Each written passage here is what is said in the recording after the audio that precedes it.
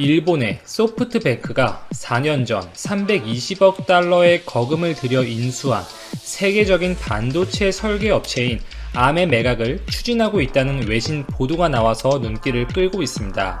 월스트리트 저널이 13일 보도한 내용에 따르면 손정희 회장이 이끄는 소프트뱅크 그룹이 Arm에 대한 부분 매각이나 전체 매각 혹은 기업 공개, IPO까지 다양한 방안을 놓고 검토 작업에 착수했다고 보도했습니다. IT 업계에서는 실제로 영국의 Arm이 시장에 매물로 출연할지 촉각을 곤두세우고 있는데요. 영국의 Arm은 저전력 반도체를 전문으로 설계하는 회사이며 세계 스마트폰에 들어가는 AP, 퀄컴의 스냅드래곤, 삼성전자의 엑시노스, 애플의 A 시리즈 칩셋이 모두 Arm에 일정 비용을 내고 설계를 받아오고 있는 상황입니다. Arm의 기술을 활용한 반도체 출하량은 연간 수백억 개로 추산이 되고 있어요. 이렇게 반도체 제조 시장에서 Arm의 영향력은 막강하며 각종 칩셋 설계의 기반이 되는 아키텍처를 제작하는 기업이라는 특수성을 갖고 있습니다. 손정희 회장이 이끄는 소프트뱅크는 2016년에 충격적인 투자 결정을 내렸죠. 320억 달러의 Arm을 인수하기로 결정한 것이었습니다. 손정희 회장은 당시 Arm의 인수를 결정하면서 바둑으로 치면 50수 앞을 내다보고 인생 최대의 배팅을 했다고 평을 하며 추후 자율주행, 사물 인터넷 등으로 대표되는 4차 산업에서 Arm의 역할에 큰 기대를 한다고 밝혔습니다. Arm의 2017년 기준 매출은 대략 1조 7,400억 원, 영업이익은 2,770억이라는 점을 고려한다면 무려 320억 달러, 이 36조 원에 달하는 액수죠. 이는 Arm의 연간 영업이익 140배 이상이기 때문에 오버페이라는 시각도 많았습니다. 손정희 회장이 바둑으로 치면 50수 앞을 내다본 것이다. 이렇게 언급한 것도 단순히 현재의 반도체 시장 규모만 생각해서 내린 결정은 아니었어요. 현재 스마트폰 시장에 사용되는 반도체 규모보다 훨씬 더 많은 양이 추후에 사물 인터넷이나 자율주행차의 탑재가 될 텐데, 이렇게 수요가 새로이 창출되는 흐름에서 이 반도체 설계 기업 Arm의 가치를 높게 평가한 것입니다. 적극적인 투자로 세계의 이목을 집중시켜왔던 소프트뱅크. 그러나 이번 바이러스 사태의 여파로 이 소프트뱅크의 위기설은 수면 위로 지속적으로 떠오르고 있습니다. 지난 3월 소프트뱅크 그룹은 이 주주들을 달래기 위해서 대략 50조 원 규모의 자산을 매각할 것이라고 밝혔고, 이 중에 22억은 자사주 매입에 사용하고 나머지는 부채 상환 등 재무 건전성에 사용할 계획이라고 밝혔습니다. 이 소프트뱅크는 영국의 Arm, 중국의 알리바바, 일본의 소프트뱅크, 우버, 위워크 등 세계 주요 기업 주식을 포함해 자산으로 이미 300조 원을 갖고 있는 것으로 추정이 되고 있고, 또한 522조 원으로 인공지능을 포함한 여러 IT 기업을 인수하며 이 장기 관점에서 이러한 기업들을 통해 성장하는 기술, 지주회사를 목표로 하고 있었습니다. 우리나라에서는 쿠팡 때문에 소프트뱅크, 이 손정희 회장의 이야기가 좀 유명해졌죠. 현재 자회사가 1140여 개에 이를 정도입니다. 이렇게 적극적인 투자, 팽창 전략으로 성장했던 소프트뱅크는 세계 IT 산업을 주도하는 주요 기업 중에 하나로 성장을 했지만, 최근 바이러스 사태, 일련의 무리한 투자 등과 겹치면서 적자폭이 상당한 모습입니다.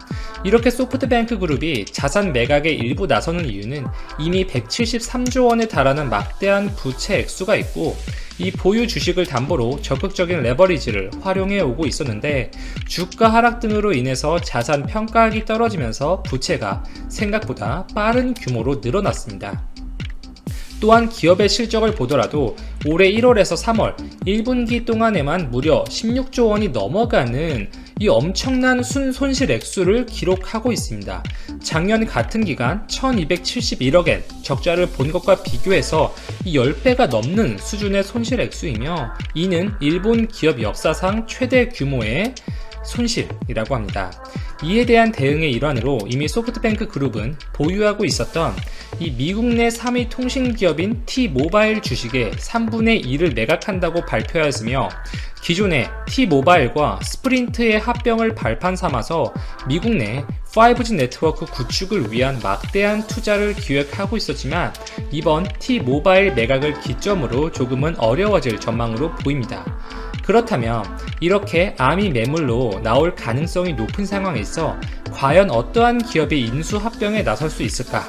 사실 그만한 규모를 감당할 기업들은 거의 없죠. 이 삼성전자와 애플이 인수 후보로 거론이 되고 있습니다. 2016년 하만 인수가 마지막이었던 삼성이 4년 만에 다시 한번 인수합병에 뛰어들지 그 이목이 집중되고 있어요. 실제로 삼성전자는 이재용 부회장의 지휘하에 시스템 반도체 시장의 1위를 목표로 이 반도체 비전 2030을 추진하고 있습니다. 이 파운드리 규모를 확대하는 것 외에 인수합병 등을 적극적으로 추진해서 성장을 도모할 것이라는 예상도 많았습니다. 이 파운드리에서 삼성과 경쟁하고 있는 TSMC가 이 매출을 보면은 역대급 매출을 찍어가고 있죠. 이렇게 파운드리에서 TSMC와 삼성전자의 격차가 벌어지고 있는 것이 사실이고, 삼성 입장에서는 다른 승부수가 필요할 것이라는 시각이 많습니다. 만약에 암이 매물로 나온다면 이렇게 시스템 반도체 1위 등극에 어느 정도 기여할 수 있는 기업 매물이 나올 기회는 흔치 않은 데다가 이 반도체 설계 역량이 삼성전자의 약점으로 지적되어 오고 있었는데, 암을 인수한다면 이러한 부분이 해결될 것이라는 기대감이 반영되고 있습니다. 대표적으로 삼성이 만드는 AP, 엑시노스는 이 삼성의 아픈 손가락이 되어가고 있죠. 퀄컴의 스냅드래곤과 날이 갈수록 성능 격차가 벌어지고 있는 실정인데, 이 지난해 CPU 연구 개발 부서를 폐지하고 다음 엑시노스에는 암의 코어 설계를 채택하기로 하는 등의 설계 역량 확보에 고전을 하고 있습니다. 퀄컴이나 애플처럼 자체적인 커스터마이징을 포기하고 CPU는 이전처럼 암의 설계를 받고 이 GPU는 AMD와 공동 개발할 계획으로 알려져 있습니다. 또한 주목할 만한 사실은 이 손정희 회장과 삼성전자 이재용 부회장의 친분이죠. 이러한 대규모 인수합병 구도에서 오너 사이에 친분이 작용하는 경우는 굉장히 많아요. 이 손 회장이 암을 인수한 직후인 2016년 9월에도 이 두 사람만 따로 삼성 서초 사옥에서 회동을 가진 적이 있습니다. 좀 부정적인 시각으로는 이 종합적인 거대 반도체 기업인 삼성전자가 암을 인수하게 되면 이 설계 자산을 기업 상관없이 누구에게나 제공하고 비용을 받는 암의 사업 모델 자체의 차질을 빚을 수가 있고, 이 삼성전자와 암의 연합에 대한 이 반도체 업계에서의 견제가 심해질 가능성도 제기가 되고 있습니다. 다만 삼성전자가 고민을 해야 할 부분은 암이 다른 경쟁 회사에게 인수될 가능성인데요. 바로 애플입니다. 애플 역시 암의 유력한 인수 후보로 손꼽히고 있어요. 최근 인텔과 결별하고 암의 설계를 기반으로 이 자체 개발한 애플 실리콘을 맥에 탑재하기로 결정하는 등 애플은 암과 연대가 깊어지고 있습니다. 암 기반의 맥을 구현하면 기존 아이패드, 아이폰으로 만들어진 이 대규모 앱 구조를 그대로 실행 가능한 만큼 많은 파급 효과가 예상되는 상황이죠. 미국 현지에서는 애플이 인수할 가능성을 가장 높다고 판단하고 있습니다. 최근 CPU, 이 5G 모뎀 칩 등에서 이 반도체 설계 분야에서 애플이 자체적인 역량을 키우는 쪽으로 이 기업의 스탠스가 바뀌어가고 있고, 실제로 암이 1990년 처음 창립했을 당시에도 애플이 주요 투자자로서 참여했던 이력이 있습니다. 암이 애플에 인수될 경우에는 매년 애플에 로열티를 지급해야 이 시스템 반도체의 개발이 가능해지는 만큼 애플이 암을 차지하면 사실상 시장에서 독주 체제가 되어갈 가능성이 아주 높다고 볼 수가 있죠. 이 삼성전자는 수년간 인수합병에 적극적으로 나서지 않았습니다.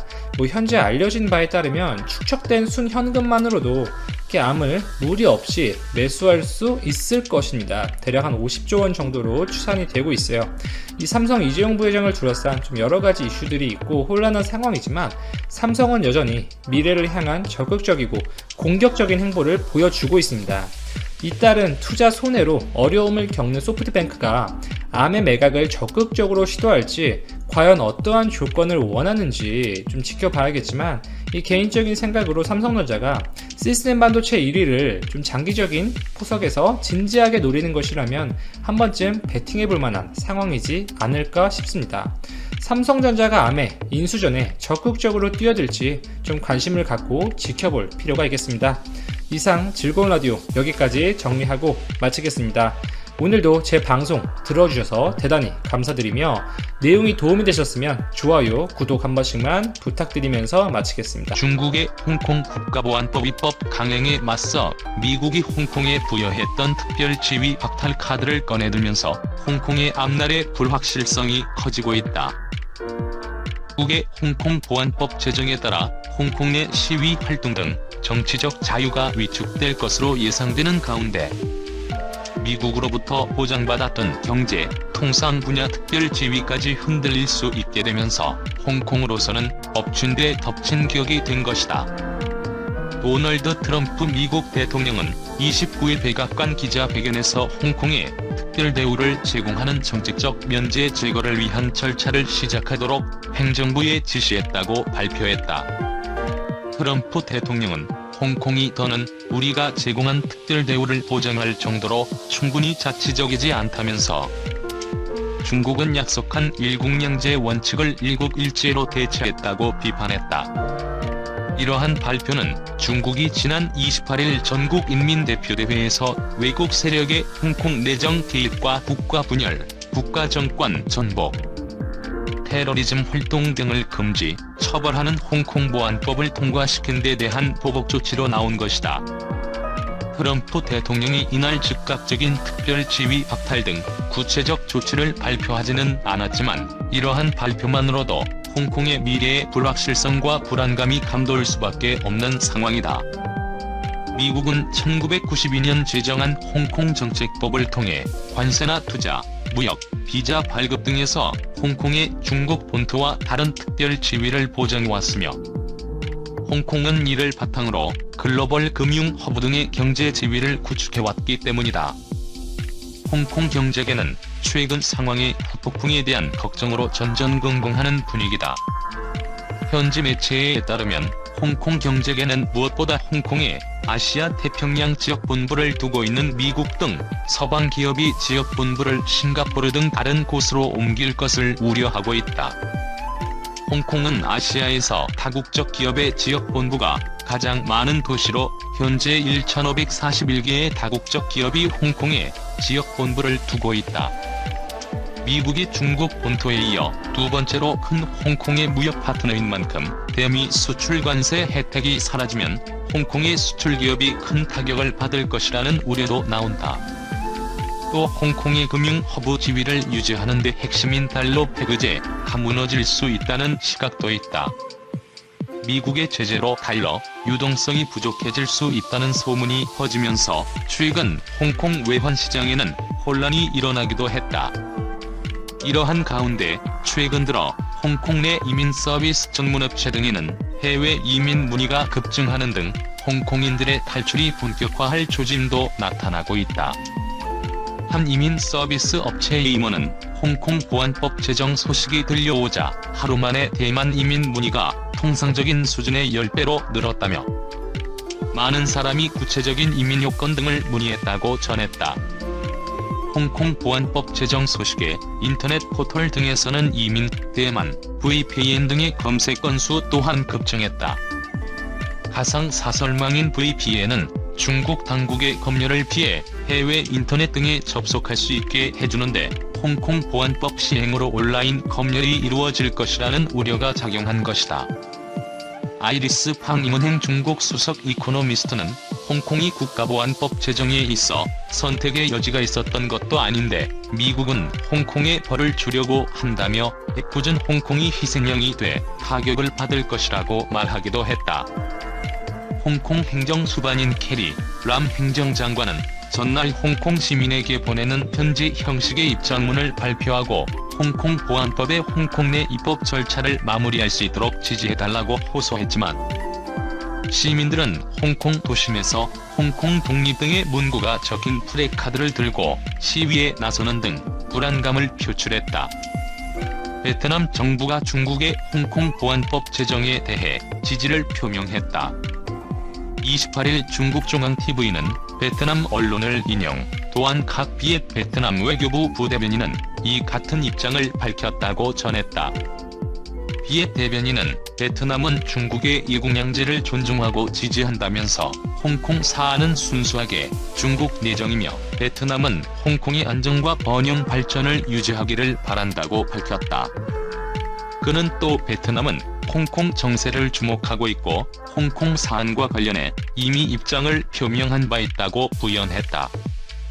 미국과 중국의 홍콩 보안법에 대한 충돌 우려로 원화 환율이 오르고 국제 유가가 급락했다. 미국 달러 대비 원화 환율은 28일 서울 외환시장에서 1달러당 1239.6원에 마감됐다. 전날보다 5.2원 올랐다. 로이터에 따르면 마이크 폼페이오 미국 국무장관이 홍콩에 특별 지위를 부여할 근거가 사라졌다고 밝힌 것은 홍콩의 금융중심지로서 위상에 심각한 위협이 될 것으로 지적되고 있다. 미국이 홍콩의 특별 지위를 박탈할 경우 중국이 상응하는 보복 조치에 나서면서 세계 경제를 불안하게 만들 것으로 우려된다. 그러나 일본에서는 경제활동 재개에 대한 기대로 니케이 225 지수가 급등했고 안전통화인 엔화 가치는 절하됐다. 블룸버그 집계에 따르면 엔화 환율은 오후 6시 10분 현재 107.80엔으로 전날 뉴욕 시장 마감 때보다 0.07% 올랐다. 백엔 대비 원엔 환율은 1149.91원으로 외국환 중개기관이 이날 오전 고시한 1144.91원보다 올라갔다. 달러 대비 위안 환율은 7.1589 위안으로 0.11% 하락했다. 유로 가치는 1유로당 1.100이 달러로 0.04% 내려갔고 파운드 가치는 1.219 달러로 0.07% 절상됐다. 국제 유가는 북해산 브렌트유 7월물이 배럴당 33.97달러로 2.22% 내려갔고 미국산 원유 7월물은 31.97달러로 2.56% 하락했다.